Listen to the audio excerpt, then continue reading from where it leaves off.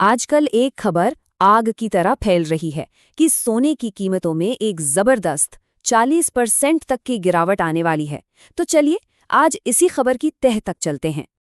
और यही है वो सबसे बड़ा सवाल। क्या वाकई सोने का भाव इतना गिर सकता है कि वो 1 लाख रुपए से भी नीचे चला जाए? ये सवाल सबके मन में है और आज हम इसी का जवाब ढूंढने की कोशिश करेंगे। तो ठीक है, चलिए इस पूरी कहानी की गहराई में उतरते हैं और ये समझने की कोशिश करते हैं कि इस वायरल दावे में आखिर कितनी सच्चाई है और इसके पीछे की वजह क्या है। सबसे पहले चलिए इन नंबरों को ही समझते हैं। जब ये कहा जा रहा है कि सोना 1 लाख से नीचे जाएगा, तो इसका असल मतलब क्या है? इसका सीधा सीधा मतलब है सोने की कीमत में लगभग 40% की गिरावट। अब ये कोई छोटी मोटी गिरावट नहीं है, बाजार के लिए ये एक बहुत बड़ा भूचाल लाने जैसी बात है। आज की तारीख में सोने का भाव है करीब 1,53,000 रुपए और अफवाहों के मुताबिक ये गिरकर 1 लाख रुपए से भी नीचे जा सकता है। आप फर्क देख रहे हैं? इतना बड़ा अंतर ही इस खबर को इतना सनसनीखेज बना रहा है। लेकिन देखिए, कीमतें गिरने की बात करने से पहले ये समझना जरूरी है कि आखिर ये इतनी ऊपर चढ़ी ही क्यों थी। और इसकी कहानी ना ग्लोबल पॉलिटिक्स यानी भू राजनीति से जुड़ी है। सोने को कहते हैं सेफ हेवन, मतलब एक महफूज तिजोरी। जब भी दुनिया में कहीं भी गड़बड़ होती है, कोई तनाव बढ़ता है, तो बड़े बड़े देश, उनके सेंट्रल बैंक और निवेशक सब अपना पैसा बचाने के लिए सोने में लगा देते हैं।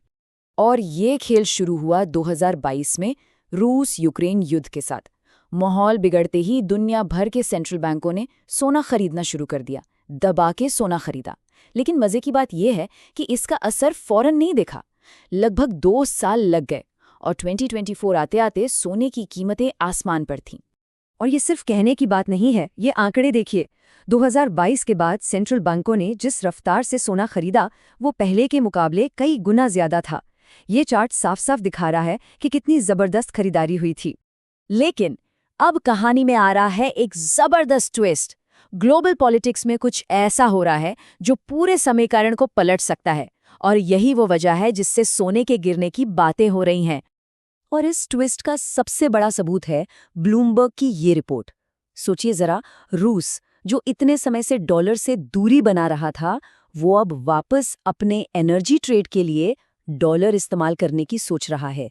ये एक बहुत बहुत बड़ा यूटर्न है। और ये सिर्फ ख्याली पुलाव नहीं है। इसी वक्त 2 बहुत अहम बैठकें चल रही हैं। एक तरफ रूस डॉलर पर वापस आने के लिए बात कर रहा है, तो दूसरी तरफ अमेरिका और ईरान न्यूक्लियर डील पर बात कर रहे हैं। अगर ये दोनों कामयाब हो गईं, तो दुनिया में तनाव का लेवल काफी कम हो जाएगा। तो चलिए अब देखते हैं कि इन घटनाओं से एक ऐसा चेन रिएक्शन कैसे शुरू हो सकता है जो सीधा सोने की कीमत पर असर डालेगा।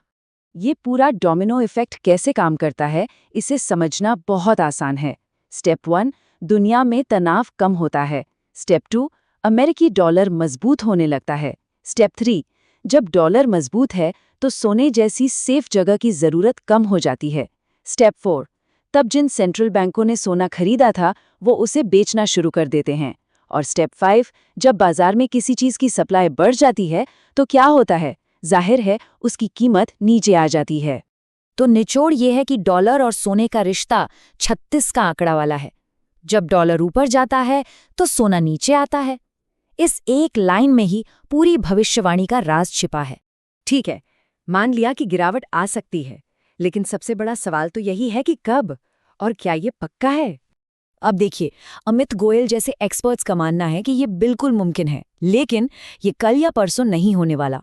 उनका अंदाजा है कि ऐसा 2027 के आखिर तक हो सकता है। और यहीं पर हमें वो लैग इफेक्ट याद रखना होगा। याद है ना, सेंट्रल बैंकों ने खरीदारी 2022 में शुरू की और कीमतें 2024 में बढ़ीं। पूरे 2 साल का फर्क। तो उसी तरह अगर वो बेचना शुरू करते भी हैं, तो कीमतों को गिरने में भी वक्त लगेगा। ये कोई स्विच ऑन ऑफ वाला खेल नहीं है।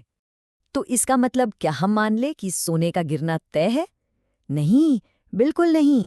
देखिए, ये सारी की सारी भविष्यवाणी एक ही चीज पर टिकी है कि दुनिया में शांति बनी रहेगी। अगर कहीं कोई नया युद्ध छिड़ गया, या किसी बड़े लीडर ने कोई उल्टा सीधा फैसला ले लिया, या फिर ये जो बातचीत चल रही है वो फेल हो गई, तो पूरा गेम पलट जाएगा। सोना फिर से मजबूत हो सकता है। तो कुल मिलाकर बात ये है कि सोने की कीमत सिर्फ एक नंबर नहीं है, ये एक तरह से दुनिया की शांति और तनाव का आईना है। ये हमें बताती है कि दुनिया किस दिशा में जा रही है। और आखिर में एक सवाल सबके सोचने के लिए, इस दुनिया में जहाँ हर पल सब कुछ बदल रहा है, वहाँ स्थिरता की यानी स्टेबिलिटी की असली कीमत क्या है?